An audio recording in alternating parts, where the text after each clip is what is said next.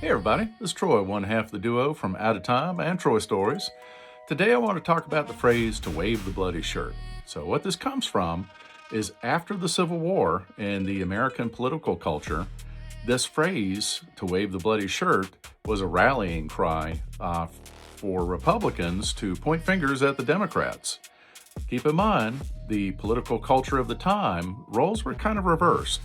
Generally speaking, the Democrats were more conservative and the Republicans a little more radical, as they called them, or more liberal. So this originated actually during the American Civil War. There was a gentleman named James Weaver who later ran for president, was rallying troops or enlisting troops, trying recruiting drive in the Midwest, and allegedly waved the bloody shirt of a preacher that had been whipped by pro-slavery forces in the state of Texas for preaching to slaves. So this was continued to be used after the war as a rallying cry. Most notably in April of 1871, the infamous former general Ben Spoons Butler, called Spoons because he allegedly stole silverware from a house he was occupying during the war.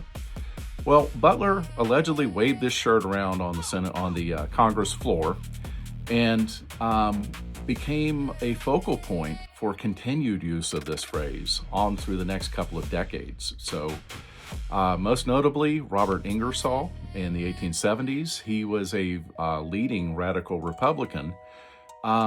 He used this phrase quite often, and even to the point that he said every man that tried to destroy this nation was a Democrat.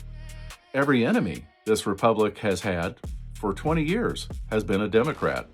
Every man that shot at Union soldiers was a Democrat. So, needless to say, that's a very polarizing statement, even for its time.